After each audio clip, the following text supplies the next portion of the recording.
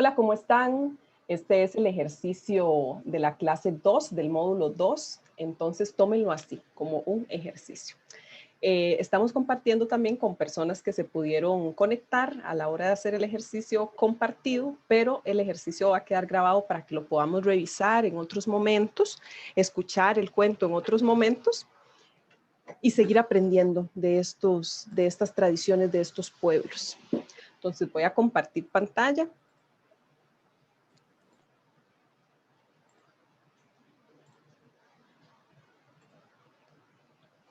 Bien, este ejercicio que vamos a hacer hoy es la lectura de un cuento del libro de Clarisa Pinkola Estés, Mujeres que corren con lobos, un libro profundamente significativo de una narradora de cuentos, junguiana, que hace a través de esta búsqueda de distintos pueblos en distintas latitudes la reconstrucción del arquetipo de la mujer salvaje, del hombre salvaje también y de todos estos instintos que nos pertenecen de manera profunda en la psique, como si se tratara de una capa muy profunda en la que tenemos que ir con un ejercicio de excavar en lo profundo, ir capa por capa, descubriendo nuevos y nuevos elementos psíquicos de este arquetipo. El cuento que vamos a revisar hoy en el marco de esta transición entre la vida, muerte, vida que estamos viviendo en estos días es de la mitología del pueblo Inuit, que son de un pueblo de esquimales, que hay varios pueblos esquimales. Los Inuit son de los que viven al norte de América, en la parte norte del Ártico.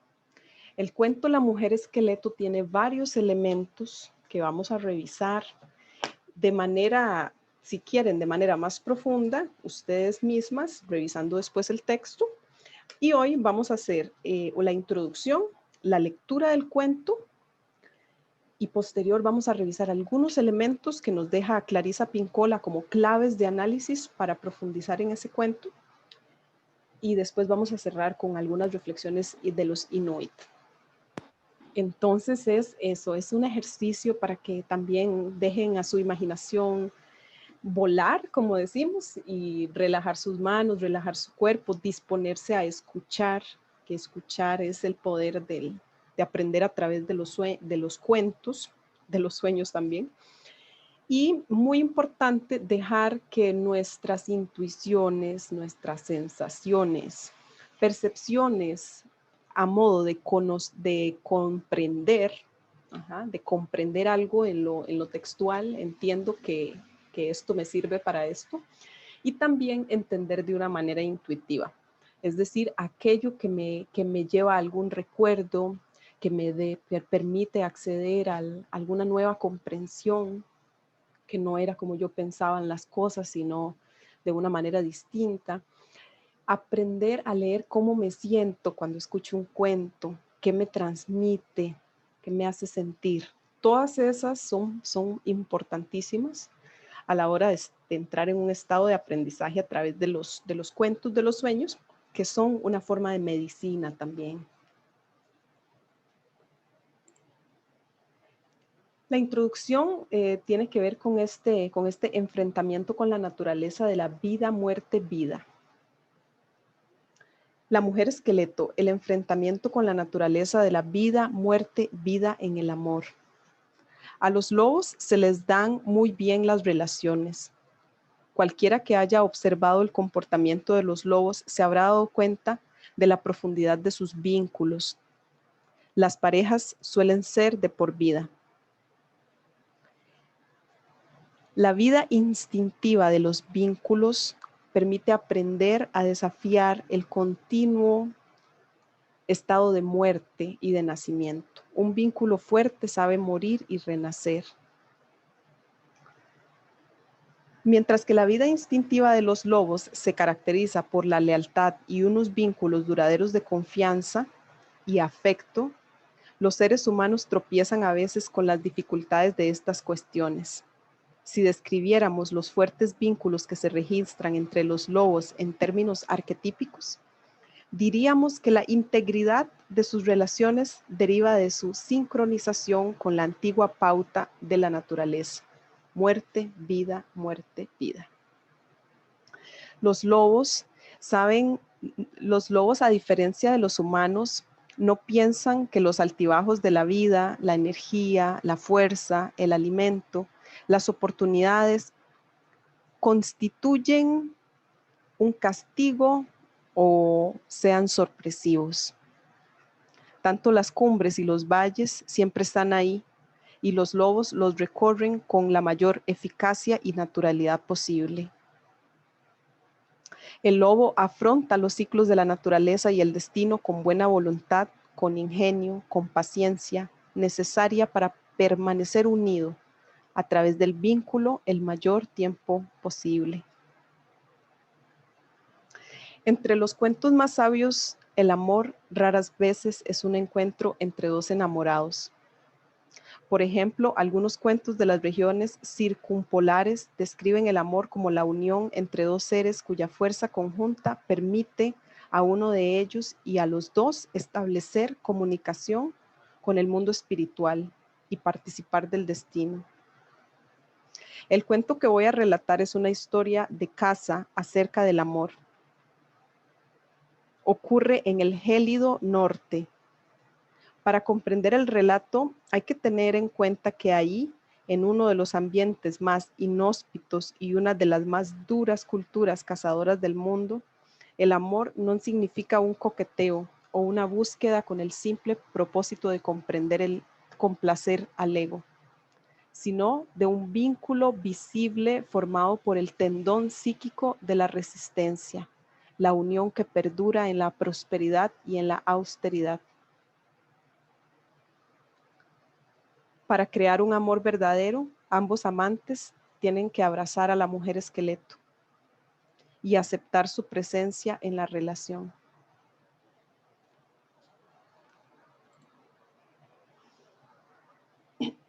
Bien, voy entonces a narrarles el cuento. Esa es la introducción.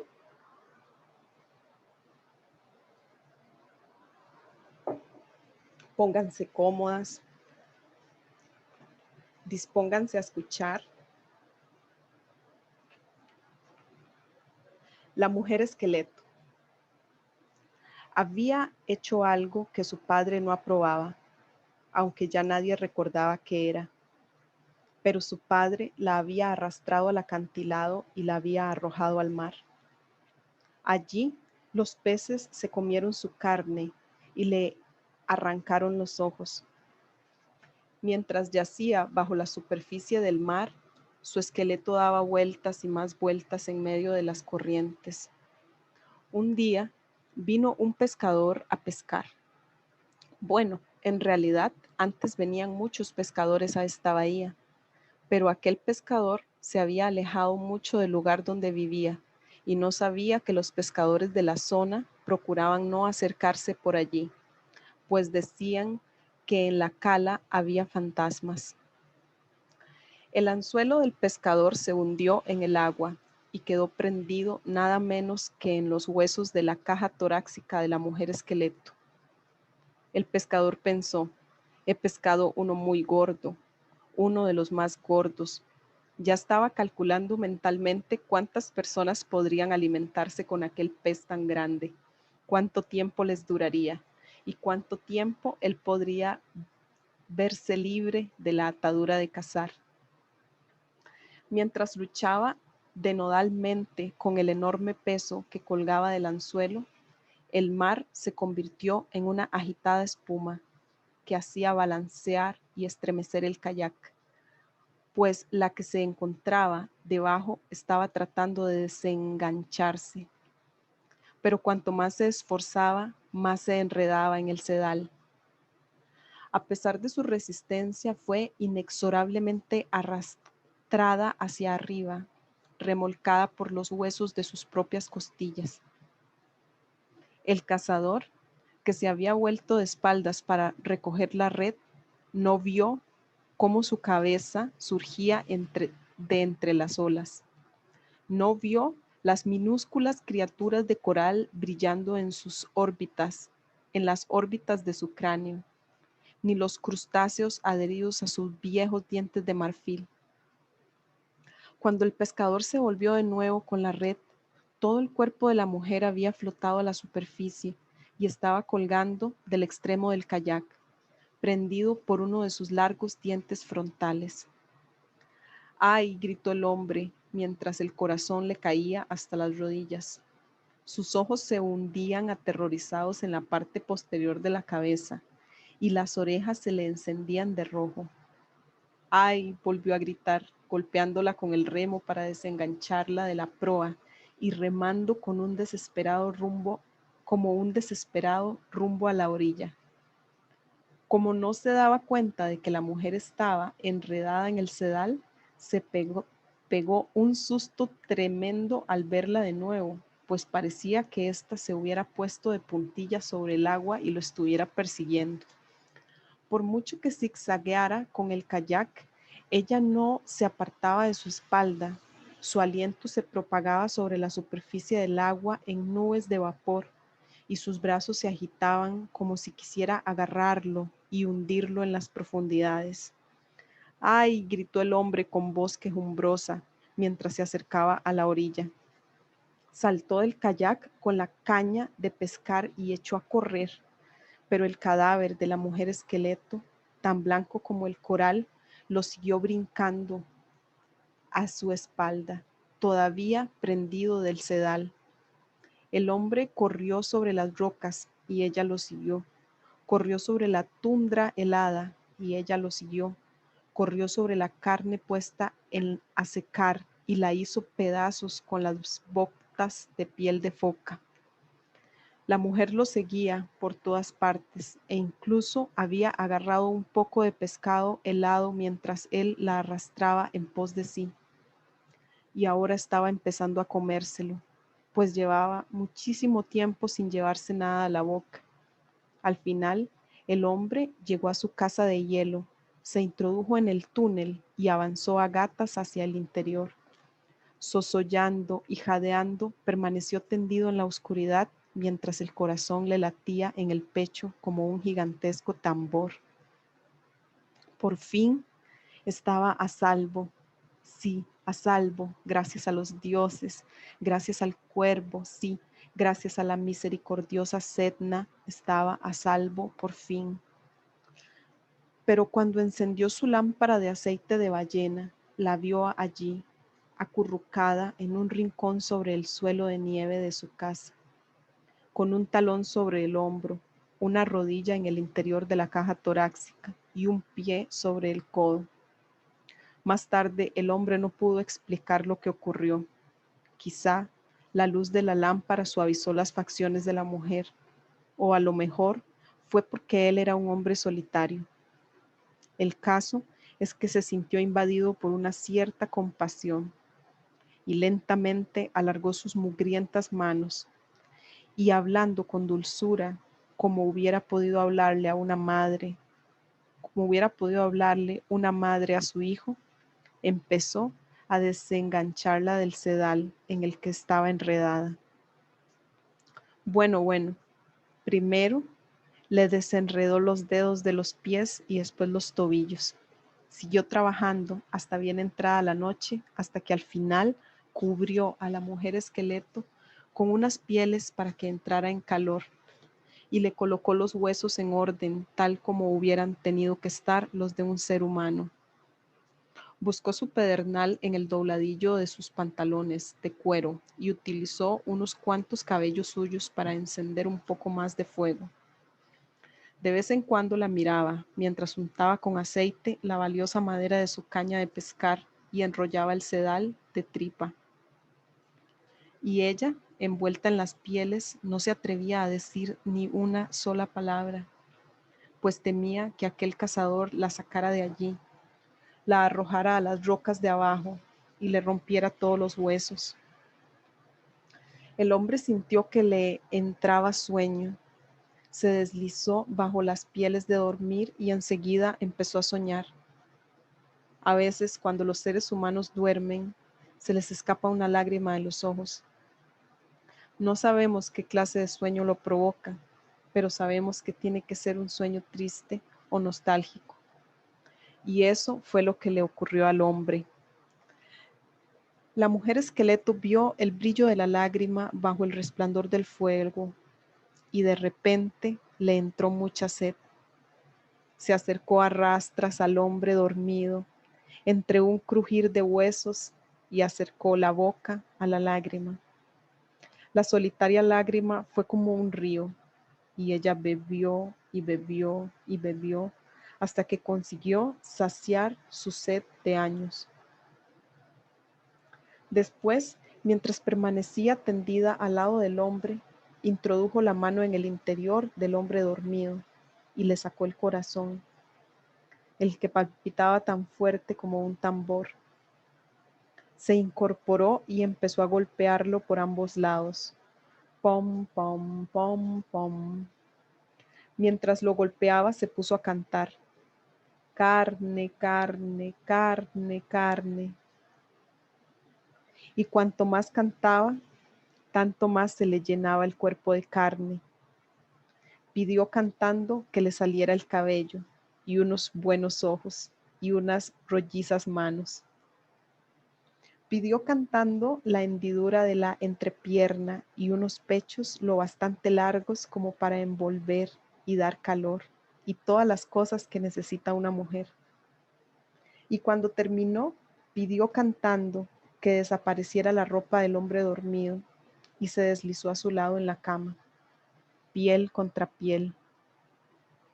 Devolvió el gran tambor, el corazón, a su cuerpo, y fue así como ambos se despertaron, abrazados el uno del otro, enredados el uno en el otro después de pasar la noche juntos, pero ahora de otra manera, de una manera buena y perdurable.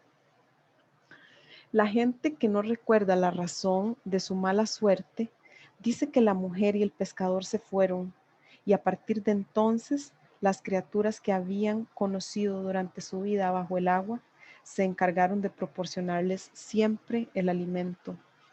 La gente dice que es verdad y que es todo lo que se sabe.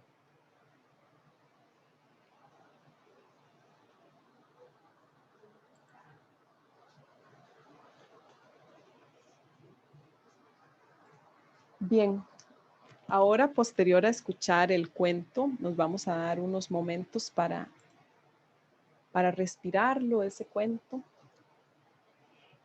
Y si queremos hacer algún dibujo, escribir, imaginar, o también simplemente disponernos a sentir lo que nos ha transmitido este cuento, tómense, tómense el momento para ello.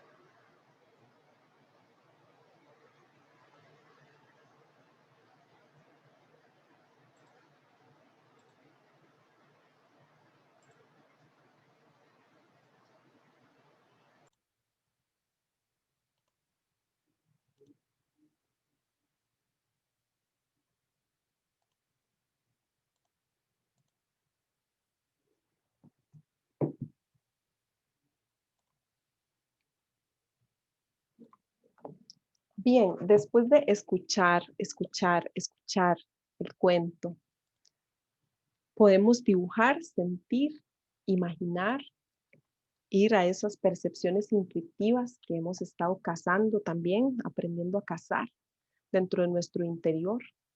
¿Cuáles son esas otras comprensiones posibles de los cuentos desde unos lugares nuevos, desde un corazón perceptivo y receptivo al entendimiento? En el cuento, el protagonista nos habla de Setna, dice que está vivo gracias a Setna y a todos los dioses. Y en la página 196, la autora nos refiere a Setna de esta manera. En el tema inicial, el de la mujer que yace bajo la superficie del mar, la mujer esqueleto, se parece a Setna, una figura de la vida, muerte, vida de la mitología inuit. Setna es la gran diosa deforme de la creación que habita en el mundo subterráneo inuit.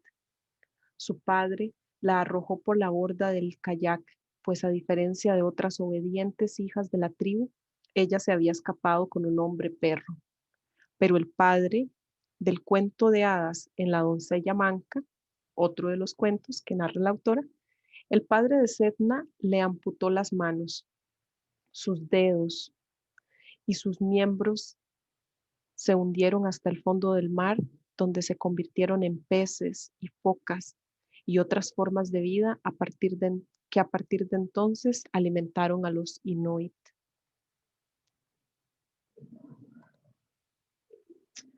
Algunas claves para profundizar que nos da la autora son las siguientes a modo de frases del análisis posterior que hace sobre cada cuento. Para amar hay que ser no solo fuerte, sino también sabio. La verdadera relación la crean las muertes necesarias y los sorprendentes nacimientos. La dama muerte envuelve a los moribundos, alivia su dolor y consuela. En el curanderismo dicen que la muerte le da vuelta al niño en el vientre y lo coloca boca abajo para que pueda nacer. En la entrañable relación vida-muerte. El hallazgo accidental, el tesoro, es el comienzo de la curación de las antiguas heridas de amor.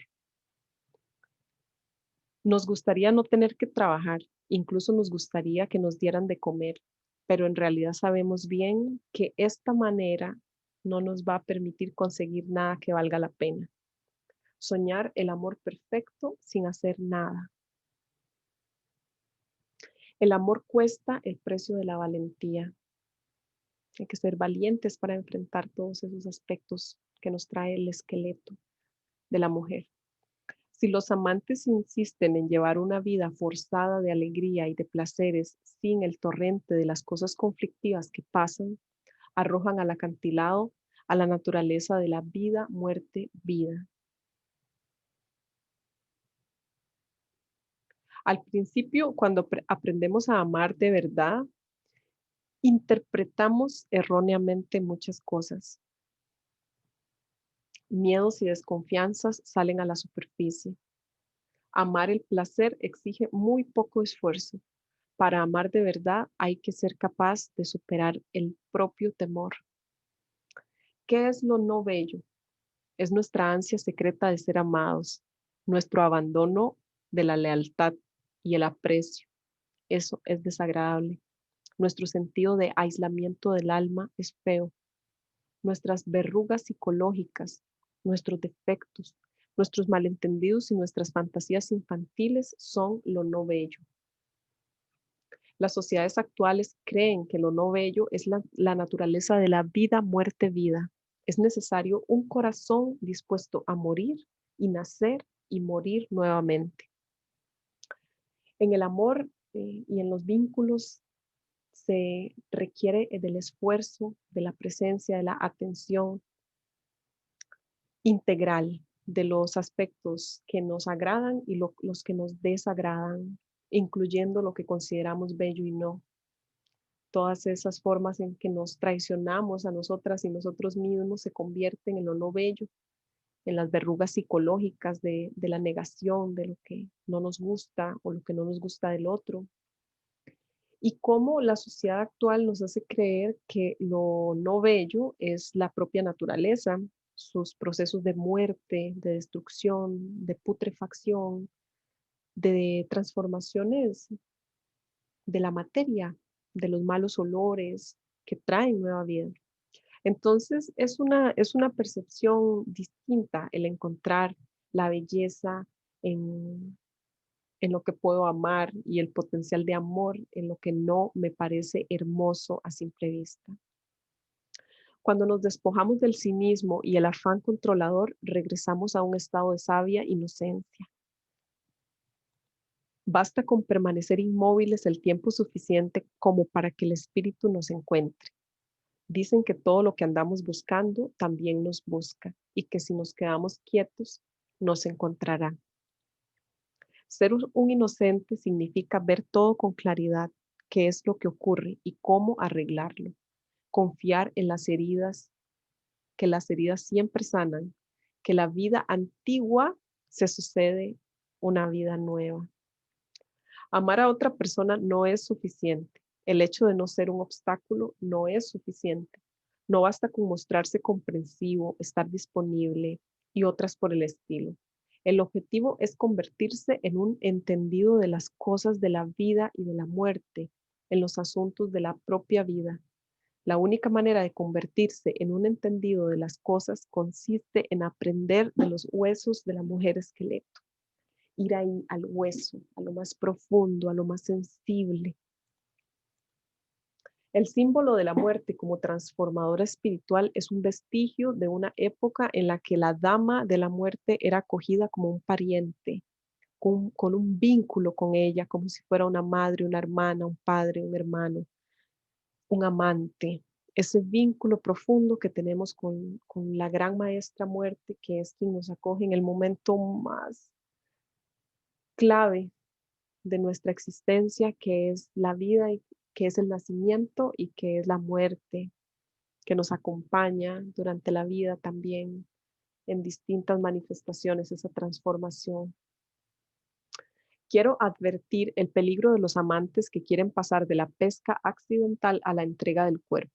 Conviene pasar por las distintas fases y la unión corporal se dará a su debido tiempo. Esto porque el pescador encuentra a la mujer esqueleto de una manera accidental, se encuentra con el tesoro sin buscarlo, solamente en la quietud. Y entonces hay quienes al ver a la mujer esqueleto, que representan mucho el enfrentar los miedos, las vulnerabilidades, las heridas del pasado, el temor al compromiso, corren, son personas que corren de inmediato y que no necesariamente van a permanecer. Entonces es importante darnos cuenta si es lo que buscamos.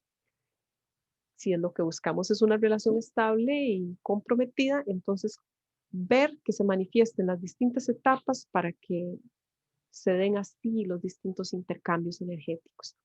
Porque hacer el amor es fundir el aliento, la carne, espíritu y materia, la unión de lo mortal y de lo inmortal. Es un acontecimiento vital de la existencia, no debe ser tomado de manera ordinaria y sin sentido. Para poder amar tenemos que saber besarla a la bruja y algo más que eso. Tenemos que hacer el amor con ella. Sin embargo, como establecer también una colaboración con aquello que más tememos. Basta con dejar de correr, con desenredar algunas cosas, enfrentarse con la herida y con la propia ansia de compasión y poner el corazón en ello.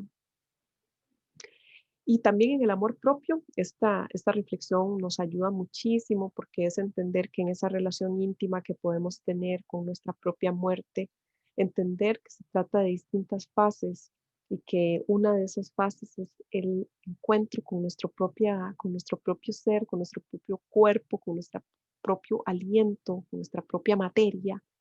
Y en esa mortalidad e inmortalidad, besarnos, besar esos aspectos no agradables que nos atemorizan también y que y entrar en colaboración interna para amar y hacer el amor a esos aspectos de bruja o de verrugas psicológicas, como dice la autora, o de defectos que también somos.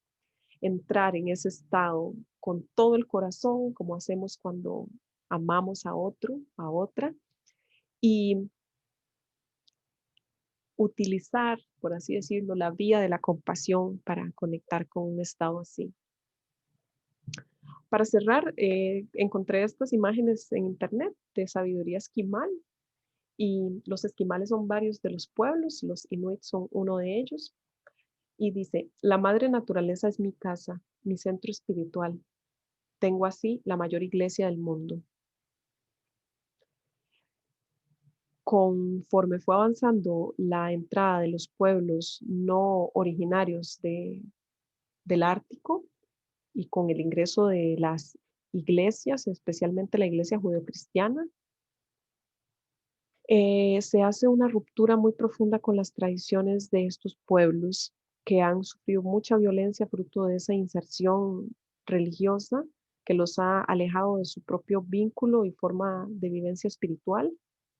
Inclusive actualmente se han denunciado muchísimos abusos sexuales fruto de del ingreso de estas tradiciones espirituales no originarias y aparte del abuso sexual infantil, el desmembramiento social, porque muchas familias fueron separadas y actualmente también son los pueblos que están enfrentando de la manera más brusca, ruda y en primera fila el cambio climático, donde se siente en el Ártico las primeras transformaciones son muy abruptas para estos pueblos y están resistiendo en esta transformación. La segunda dice, todo está unido y conectado con todo. Solo existe un mundo, una sola conciencia, un solo organismo, una gran familia. Sois vosotros los que habéis inventado la ilusión de las fronteras. Bien, aquí está el conocimiento profundo de los pueblos de la tierra y es entender que somos una unidad, como hemos visto en distintas clases y otros espacios, cómo todo está interconectado y ese entendimiento de la relación de mutualidad, de vínculos, de tejido con el todo es lo que permite la existencia en paz en la tierra y en armonía. La tercera dice, escucha, escucha, escucha, hasta que la historia viva en ti. Solo entonces podrás contar la historia, una historia viviente, una historia hecha carne, hecha vida en nosotras y nosotros.